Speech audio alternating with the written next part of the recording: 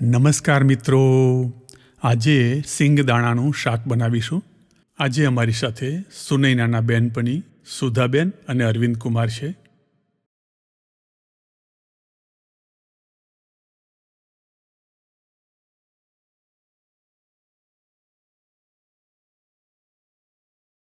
ધન્ય છે આ ભગતને, લીમડાના ઝાડને બદલે પતરું કાપ્યું. પ્રકૃતિ માટે આવો પ્રેમ હોય તો આનાથી મોટી ભક્તિ કોઈ નથી. આજે અમે જાંબુઘોડા તાલુકામાં ડુમા ગામમાં છીએ. મિત્રો, બાજુના ખેતરમાં જ મોર ગહેકે છે.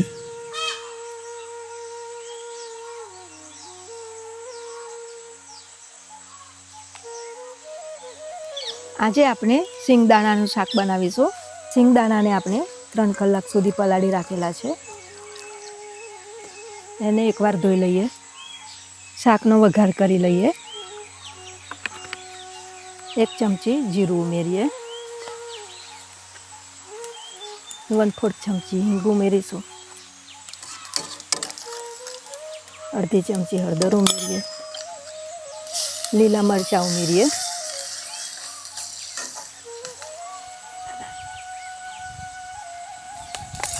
ચોપ કરેલી ડુંગળી ઉમેરી દઈએ.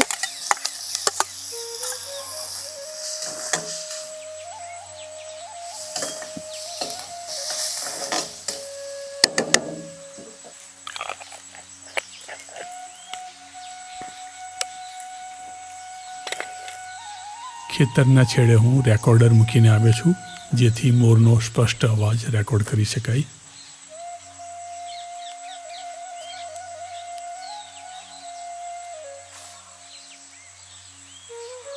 ડુંગળી શેકાઈ ગઈ છે. ટામેટાં ઉમેરી દઈએ.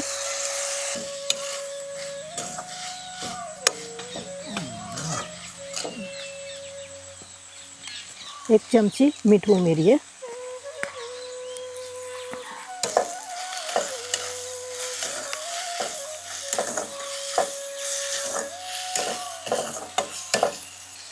સિંગદાણા ઉમેરી દઈએ.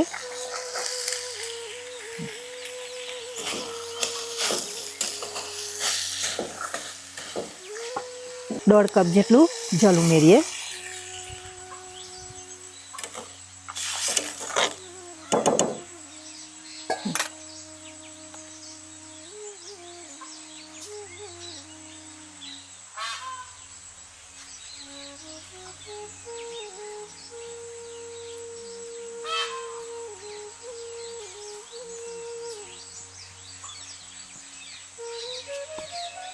ખેતરના પેલા છેડે અમારાથી આશરે 30 મીટર દૂર મોર ઊભો ગહેકે છે. અમે કારને 2 ખેતર દૂર પાર્ક કરી છે. સુનૈના ત્યાં રોટલા બનાવવાનું કલેડું અને એનર્જી એટલે કે ઘી લેવા ગઈ છે. સુનૈનાની એનર્જી જોઈને મને આ ક્ષણો વિડીયોમાં કંડારી લેવાની ઈચ્છા થઈ. ઈશ્વરનો અમે મનોમન આભાર માનીએ છીએ કે અમને 60 વર્ષ પછી પણ અમારા સ્વાસ્થ્ય સાચવવા માટે નિયમિતતા, બુદ્ધિ અને શક્તિ આપી છે.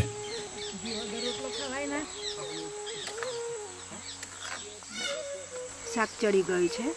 1 ચમચી ધાણા જીરું પાવડર ઉમેરીએ. લીલું લસણ ઉમેરીએ અને લીલા ધાણા ઉમેરી દઈએ.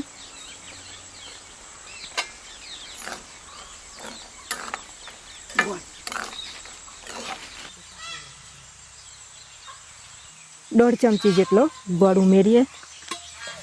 શાક થોડું રસાવાળું બનાવવું છે, માટે અડધો કપ જેટલું જળ ઉમેરીશું.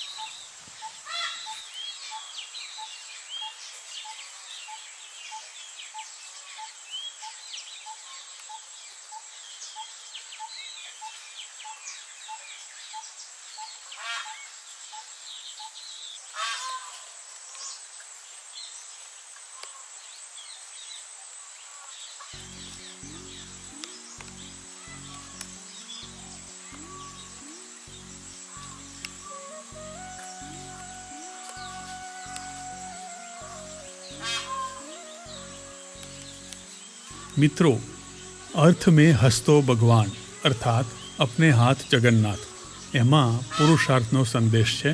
ગુજરાતીમાં આ જ અર્થ બતાવતી બીજી કહેવત છે, આપ સમાન બળ નહીં. પોતાની જે શક્તિ છે તે જ ખરી. આપણા જીવનમાં જ્યારે મુશ્કેલી આવે છે ત્યારે આપણે મદદ માટે અન્ય પાસે દોડી જઈએ છીએ. એ સમયે મોટે ભાગે આપણને નિરાશા જ મળે છે, કારણ કે આપણે આપણી જાત પર વિશ્વાસ નથી કરતા. આપણી દરેક મુશ્કેલીનું નિવારણ આપણી પાસે જ હોય છે. આ અર્થ બતાવતી બીજી ઘણી કહેવતો છે, જેમ કે જાતે મર્યા વગર સ્વર્ગે ના જવાય, જાત વગર ભાત ન પડે. એક ભોજપુરી કહેવત પણ છે, આધા સાધે કંબર બાંધે. કોઈ કાર્ય પોતે જ કરવાનો ફક્ત સંકલ્પ કરીએ ત્યાં જ અડધું કાર્ય સિદ્ધ થઈ જાય છે. માંગ્યા વિના માય ન પીરસે. પારકી આશ સદા નિરાશ. એના પર તો અમારે એક પાઠ આવતો હતો, જેમાં એક લાવરીએ ખેતરમાં માળો કર્યો હતો. એમાં 3 બચ્ચા હતા. રોજ સવારે લાવરી બચ્ચા માટે ખોરાકની શોધમાં બહાર જતી. માળામાં બચ્ચા એકલા હતા. તેઓએ ખેતરના માલિકની વાત સાંભળી અને ગભરાઈ ગયા. જ્યારે લાવરી પાછી વળી ત્યારે બચ્ચાઓએ એને વાત કરી કે આજે ખેડૂતભાઈ એવી વાત કરતા હતા કે પાક તૈયાર થઈ ગયો છે, આવતીકાલે અડોશ પડોશના લોકોને બોલાવીને પાક લણી લઈશું. તો માં, અમને આજે આ ખેતરથી બીજી જગ્યાએ લઈ જા. લાવરીએ ડરી ગયેલા બચ્ચાઓને કહ્યું, બેટા શાંતિ રાખો, કાલે કશું જ થવાનું નથી. એમ કહી લાવરી રોજની જેમ બીજે દિવસે પણ બચ્ચાઓને મૂકીને ખોરાકની શોધમાં નીકળી ગઈ. બીજે દિવસે એવું જ થયું. ખેડૂત આવ્યો પણ અડોશ પડોશના લોકો આવ્યા નહીં. ખેડૂત એ માણસોને ગાળો દેતો પાછો ગયો અને જતાં જતાં એવું નક્કી કરીને ગયો કે આવતીકાલે બીજા ફળિયાના લોકોને બોલાવીને પાક લણાવી લઈશું. સાંજે લાવરી માળામાં પાછી ફરી ત્યારે ભયભીત થયેલા બચ્ચાએ લાવરીને આ બધી જ વાત કરી, પરંતુ લાવરીએ બાળકોને નિશ્ચિંત રહેવાનું કહ્યું. આમ 4-5 દિવસ રોજ ખેડૂત આવતો અને આ ફળિયાના, બીજા ફળિયાના કે બીજા ગામના કોઈ માણસ આવતા નહીં. એક દિવસ લાવરી પાછા ફરતા બાળકોએ એવું કહ્યું, માં, આજે ખેડૂતે એવી વાત કરી હતી કે કાલે પોતે પાક લણવાનું ચાલુ કરશે. બસ હવે આપણે અહીંયાથી ખસી જવું પડશે. એમ લાવરી કહીને બાળકોને બાજુના ખેતરમાં સ્થળાંતર કર્યું. બીજે દિવસે ખેડૂતે સાંજ પડતા પોતાના ખેતરનો 4થો ભાગ લણી લીધો. એને પસ્તાવો પણ થયો કે 4-5 દિવસ મેં બીજા લોકોની રાહ જોઈ ન હોત તો આજે મારો બધો પાક લણાઈ ગયો હોત.